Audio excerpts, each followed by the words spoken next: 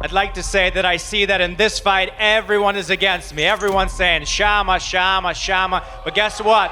Shama time is over. After this Saturday night, after the fight, you will all love me. Did we really get the best possible version of Alex Pereira when he took on Magomed Ankalaev for the first time? Did we even see Ankalaev performing to his full capabilities?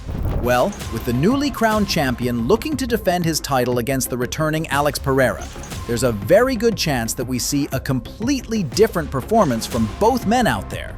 The UFC 320 main event is set. Will it be the reigning champ who closes this rivalry out with a win? Ankalaev. Unconscious! Comes to fight back. That'll do it! Montalvo steps in! 9 in a row for the oncoming Magomed Ankalaev! That's it! Or a fight that reminds us why Poatan captured the imagination of the public in recent years. And still, Alex Pereira remains on top of the MMA world! That'll do it! That will indeed do it! We'll find out soon enough. So with that out of the way, let's take a closer look at this light heavyweight championship rematch, sizing these two fighters up before ending with a final prediction.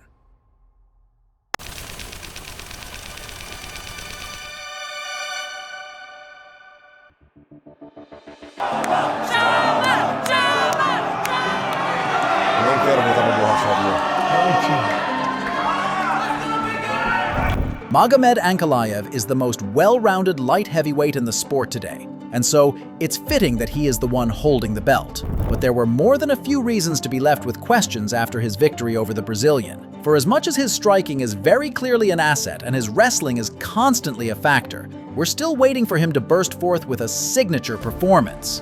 This time, as champion, the Dagestani has the opportunity to truly step up and become a very credible member of the pound-for-pound top 5. He might not have captured the imagination of the public just yet, but make no mistake, this is one of the best fighters in the sport, period. Bom, desde a primeira luta, o cara só falou mentira, mentiu falando que eu falei não, que eu neguei alguma luta pra ele. Eu nunca neguei luta pra ele. Dana White tá aqui, faz a pergunta pra ele. Dana, were there any fights declined? This guy never turns down fights, ever.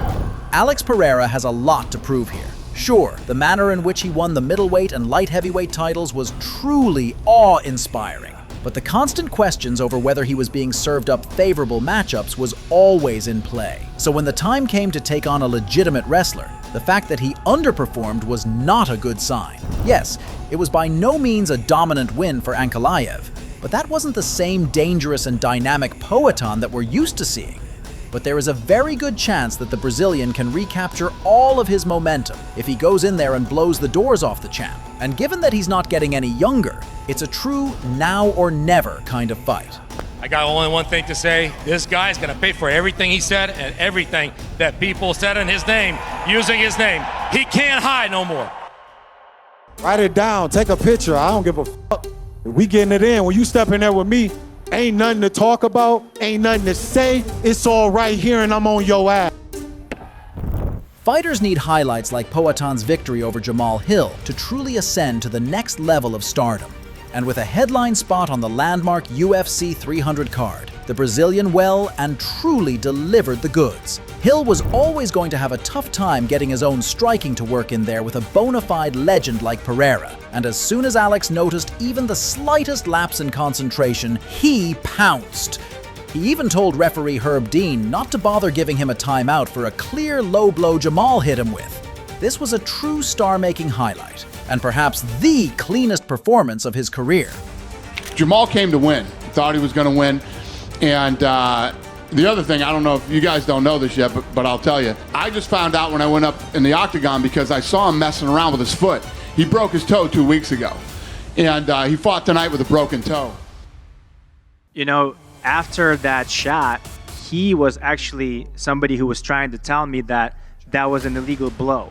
So he was conscious enough and in his mind enough to say, hey, dude, that was illegal. And then when they stopped the fight, all of a sudden he started playing this whole thing of like, oh, I can't fight anymore, or whatever. But I'm pretty sure that he was just basically trying to throw the fight because he seemed to be just fine. It's hard not to feel bad for Johnny Walker for all the punishment he had taken. And boy, did Ankalaev make him suffer here. In the second round, Magomed stalked his prey, knowing that the famously chinny Walker would not need to be hit with much to go down. And when that moment arrived, he attacked with speed and ferocity, nailing the Brazilian right on the button. The follow-up shot sealed the deal, and from there, this fearsome contender edged ever closer to title contention. So, if the UFC decides to go down that path, how do you see that fight going with Alex Pereira? You know, I could have come out here today and wrestled against Johnny Walker, could have taken him down right away and won with my ground and pound on the ground, but instead, I wanted to send a message. I wanted to stand up and I wanted to knock him out, and that's what I did. Now, for Glover Teixeira, I have a message. Don't waste your time trying to teach your student how to wrestle or grapple. He's not going to need it. I'm going to come out there, I'm going to stand across from him, and I know that he's been knocked out before as a middleweight. So imagine what's going to happen if I meet him in light heavyweight. Trust me, he's not going to feel comfortable there. No matter the result, but I saw that fight many times, and I will not change anything. And I want to do the same. Right now, this Saturday, I want to do the same, but much better, be more precise in the details. Fighting Yuri Prochazka for a second time seemed to be more of a chore for the Brazilian to complete than anything else. But boy, did he turn up in spectacular fashion and outdo his first performance. If there were any issues with the stoppage in the first fight, then Poatan put them all to bed with this one. Not only did he hurt BJP badly in the first, but he totally exploited his lack of defensive awareness for the world to see. And when he finally put him away, it was in suitably slick and stylish fashion. This was clearly a man who was peaking in confidence. Performance tonight. Yeah, I mean, he looked incredible. Fight started just like the last fight, chopping that calf kick, busting his leg up. And then, he got saved by the bell. No, he didn't. Yeah, no, he didn't. It was incredible. I mean, that guy is a monster.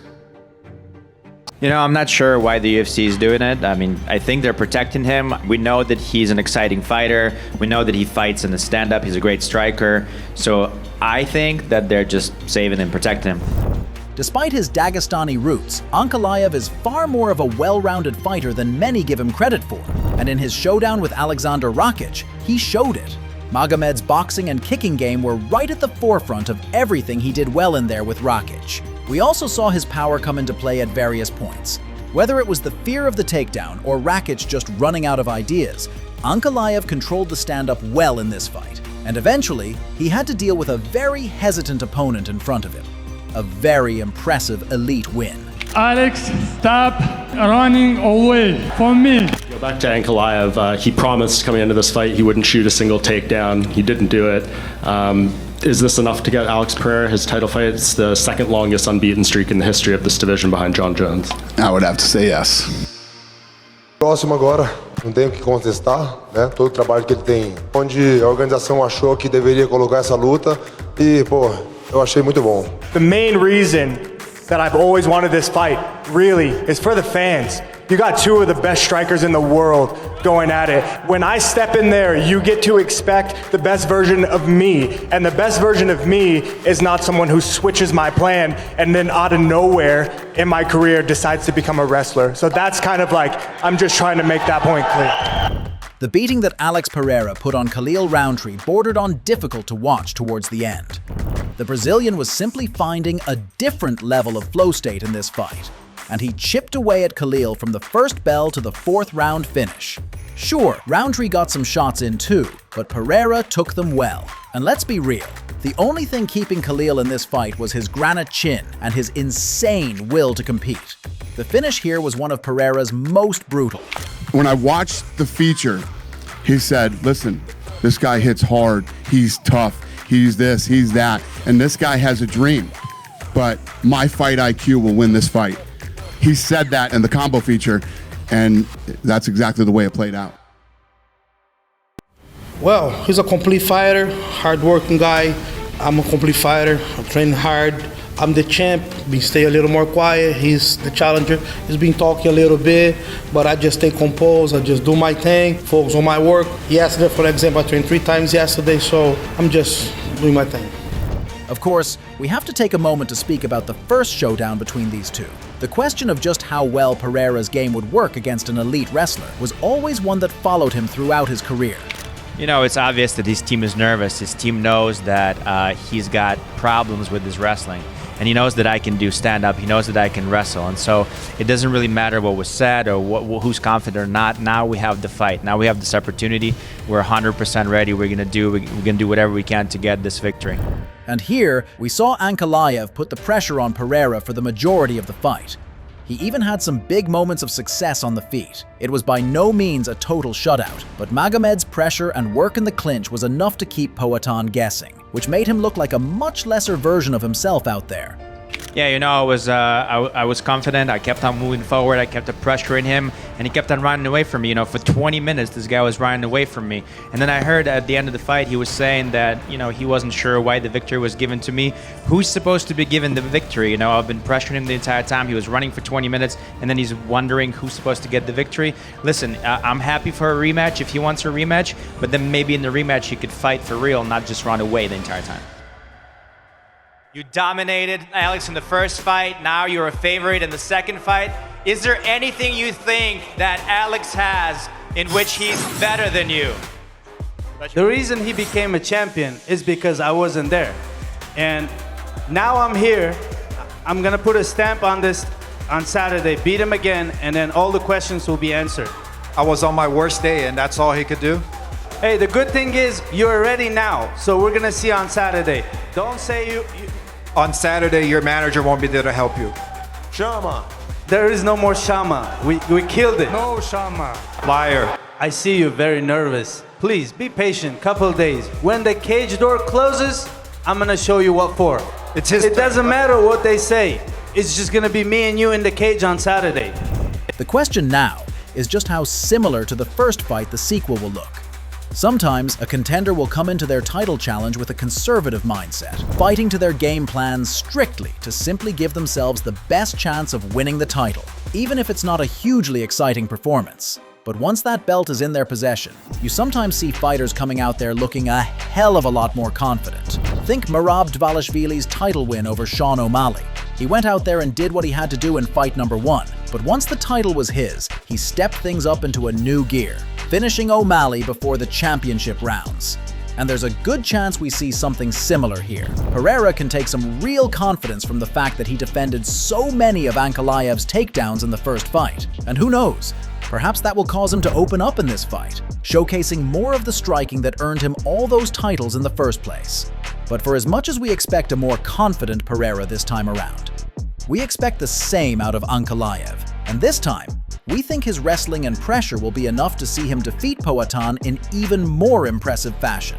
We're not ruling out a late submission, possibly even after stunning Pereira again on the feet, but our official prediction will be that Magomed Ankalaev defends his title with a unanimous decision win over Alex Pereira. We all agree UFC wants Pereira to win, right? Like, are they praying for him to win? I don't know about praying, but they want him to win. It'd be much better for business, right? If he clips Ankalaev at some point, Dana's going to perk up a little bit for sure. So what would this win mean for the Dagestani's career?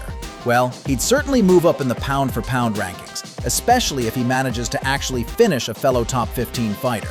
I think what's going to be the advantage is the energy, the way that my body's feeling. You know, that fight was a very close fight, even though I wasn't feeling great. So I think it was a close fight. In this fight, I'm going to have the advantage just because of everything that's been going great. And for the Brazilian, if he were to reclaim his title, it would open up all kinds of discussions, given his status as a two-time champion at 205 pounds. But for as much as Poatan would likely be looking up at heavyweight with a victory at UFC 320, if Big Ank wins, then surely the feature bout pairing of Jiří Procházka versus Khalil Roundtree would serve up the next contender to the belt. As I said before, this is going to be a whole different fight. The first fight was a feeling out process. I felt what he feels like. I won the fight. Now I know what he's like. This fight, a whole different ballgame. UFC 320 looks set to be a truly pivotal night of fights for the light heavyweight division.